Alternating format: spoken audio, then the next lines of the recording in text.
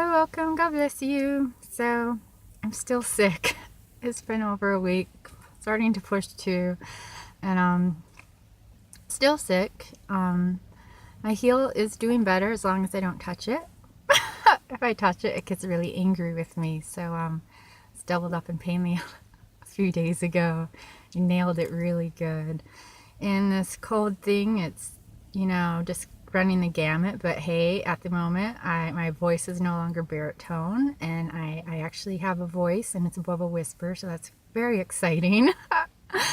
But yeah, just lots of fevers, lots of coughing, and a whole range of coughs, like that kind that you rattle and you're like, how's my body making that noise, all the way to that stinging where you have like 100 pinpricks. So that's not fun. So if you think you feel grimy when you're sick and you're in a house, you should feel it. Feel what it's like in a car.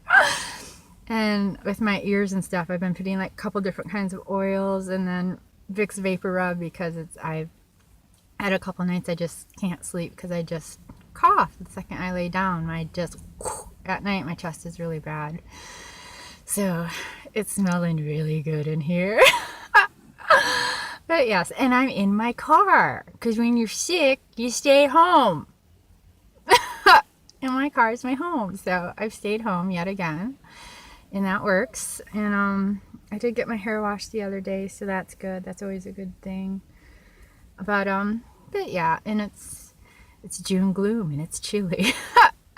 Though at least it's not as bitey as it has been. It's been a cold spring. Anywho, so yes, I'm not at a hotel. I don't overall care for hotels. They can be a little bit suffocating.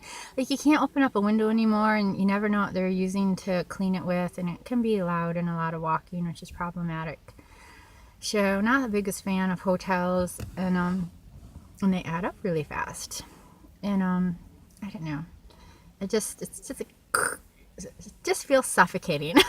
It's more suffocating in a car. I don't know. It's like, it's like the lights are ultra bright, and then they have the heavy curtains, and so it's ultra dark. There's no like happy medium. There's no like soft, you can never have a soft light, or just, it's always extremes in hotels, it seems like, for the most part. Anyways, and no, I'm not at a person's house. I don't care for that. People are in general dangerous, and people are extremely dangerous when you're homeless. And I say that because when you're homeless, you don't have a leg to stand on with the law if anything happens, and people are just kooky.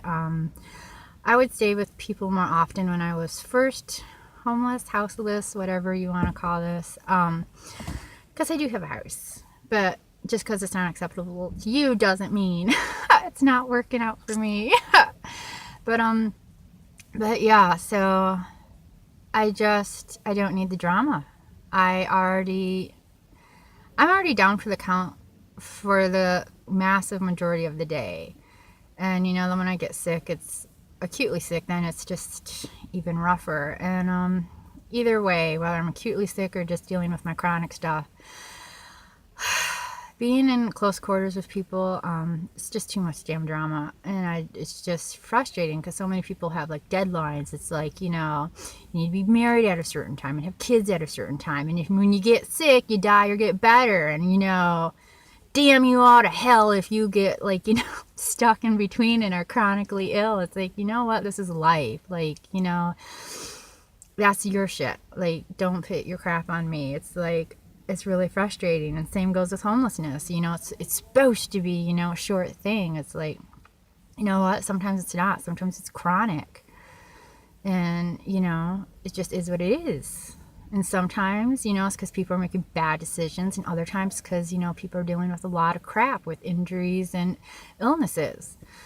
So, yet again, you're uncomfortable, and it's not helping me any. And just this morning, there's advertisement on the radio, accept the confused people who don't know that a dick makes you a man and a pussy makes you a chick. Accept them, because if you don't accept them, you're stressing them out. You know what? You're fucking stressing me out. so sorry. You're stressing me out when you don't accept the fact that I'm chronically ill and my car is my house. You're stressing me out when you're passing laws that says I can't, wash up, be parked, and, just exist. You outlawing me is okay, but, saying a guy that cuts his dick off is like healthy and mentally okay. If you can accept that, if you can accept dickless men, you can accept homeless. Calming down, getting back to the topic. Anyways, but yeah, people, and I've had it with people with houses, like, hey, let's be all on one page. Let's pick a day I'm gonna go. And like time and again, it's like, oh, like stay longer, just stay another day or two. Oh, one more day, we're gonna get out of my house. And they just like flip, and it's like, what just happened? And it's like, and I talk to people, all I get are compliments of how sweet I am, quiet and clean, and it's just, it's just frustrating. People are kooky, and instead of being, these marvelous, God type people that, everyone in modern society think you are, there's still a lot of highly hateful, angry, uncouth, uncivil individuals, especially in houses. You know what? If you invite me over and for some reason you don't want me in your house anymore, well, have the decency to say, hey, let's wrap this up. Could you, in a day or two, it's time for you to go. So that would be nice, because then it's like it would give me time to pack and rest, and we could leave on good terms. But it's really frustrating when people are like, you're always welcome and stay longer, and then they just go psychotic on you. And I've even had it with family where it's like, made an agreement, I'm going to stay for, it was like, I don't know, 5 days or so, and 2 days into it, they just went psychotic, and they they tried to kick me out of their house like pretty late in the afternoon when this massive cold front was coming in that was bringing 0 to below 0 temperatures. It's like, no, I'm not going anywhere. And they shut the vent off in that room, and I couldn't get to it because it's on the ceiling. That's just freaking nasty. Don't tell me I can stay till Friday and then switch gears in a blink of an eye. Literally, my cousin's husband's like, hey, I'm going to the store. What do you want? And 60 seconds later, he's like going psychotic on me, telling me to get out of the house. No, I don't really, the people are dangerous. I don't like being around. I don't like close quarters with people in general. I just don't. I like that one monk. Love all of mankind. Love all of mankind from a distance. So yeah, that's definitely a struggle, allowing people in my life and just completely cutting them off. So, but yeah, that's one of my struggles. So yeah, but people do get sick and injured in cars. And I actually feel safer when I'm in a car, because especially if I'm in an area that they know me, especially LA, especially certain areas, they know my, authorities and people in the area, they know my routine. So if I'm like, way doing something out of the norm, you have at least a chance of being checked up on, versus in a house you don't. I had 2 winters. It was the same. I was in this little house. I had it to myself. The one winter, it was like 2-3 months. The next one was a month. I could have stayed longer both times, but the owner was so cantankerous. I'm just like, I'd rather be in my car. Get me to LA. Get me in my car to LA, man. As a pistol, the one year I had like the norovirus, I just about died. I had a raging fever for a week. God took care of my dog.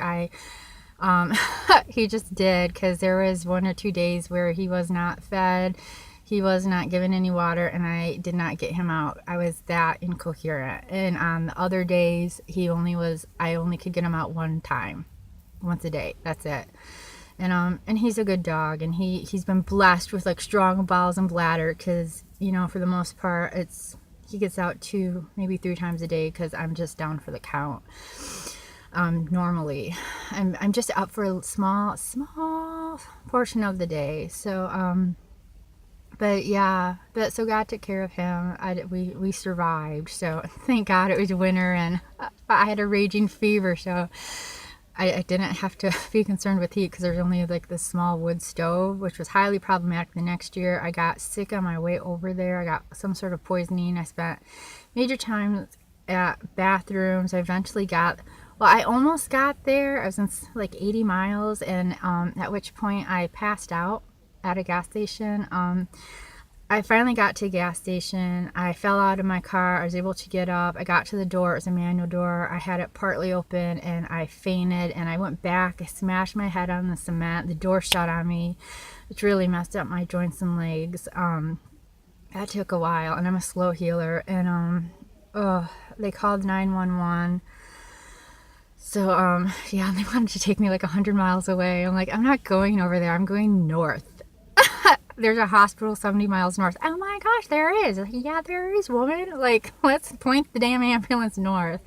And thank God I had a couple I know up there. They've been a blessing. They're one of the few people I really like. I don't get to see them that often, but they don't condemn me for being single, for being childless, for being homeless, or for being sickly. So that's awesome. Because I even being sick, like when I had the norovirus, I had a chick I know. She heard from someone else that I had gotten really ill, and she called me and she's like, you can't be single, get it through your head, you know. Like, seriously, like, you cannot do anything when you're a female and not have the marriage card thrown in your face. It gets a little bit old after a while. And you know what, I could be married, and that doesn't mean I'd be taken care of. I've lived in houses before. I've lived with people before. Just because you share a space doesn't mean you're going to be taken care of. It doesn't mean you're safe. So, yeah, so that just gets frustrating, but it's part of being a female. So, why aren't you married? Because men, I don't know, they don't want commitment, and they're full of hate, and I just haven't clicked with anyone. Not to mention the fact I've spent the last 20 years super sick, and I've literally had years where I'm like bedridden. Sort of hard to be involved with someone when you're bedridden. Not the top priority. I'm literally surviving, so get off my butt. But yeah, and I had a really bad, it was weird. It wasn't a fall. I was like attacked. It wasn't by people though. Yeah. Like, seriously, it was weird. I had let my dog out. We were walking back to the car. And right before this happened, a guy pulled up in this big black SUV with blacked out windows. So I don't know if it's some like electronic sci-fi like crap that he was testing out, and I got to be like, you know, the subject, because we were like the only two like in this area at that time. And like the guy never like came out and saw how I was. It was just weird. But I was attacked, or it could have been demons. But I got the crap kicked out of me. I had, you can say it's a fall, but I had 7 bruises on both sides of my body, which really sucked, because then I was so injured it wound up causing something happen the next day, and then I got yet another bruise, and oh, that was painful. That was like the blackest bruise ever. I wound up showing one of the guys. I'm like, oh, because like I couldn't have anything touching it, and oh my gosh, he stopped to talk to me, and I sort of spaz. He's like, you okay? And he like saw I was all bandaged up, several of my joints, and I'm like, no. And I showed him the bruise, and he's like, holy crap. That's like really nasty. I'm like, yeah. But anyway, so it was, literally, it was someone, like, it felt like someone had kicked out my one knee, which this happened years ago. My that knee still pops.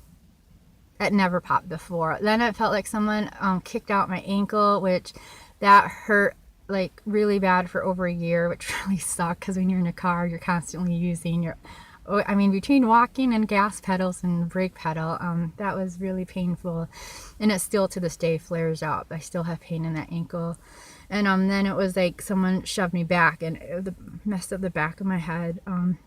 Probably should have gotten medical help, but never really get help anyways. And I really couldn't get to any place, and I wasn't calling 911, but I had 7 bruises on me. That's more than a fall, and it was on both sides of my body. So yeah, but messed up both of my knees and my ankle, so I was bandaged up. That was really hard. It's very painful, and it stuck because my dog, he had gotten injured too around that time, a little bit before that. So it was a really rough time, because he couldn't get in and out of the car, and I could do even less than normal. So yeah, it's a pistol when you get sick and injured, but life is life, and whether you're in a car or in a house, it just the punches keep coming, man. So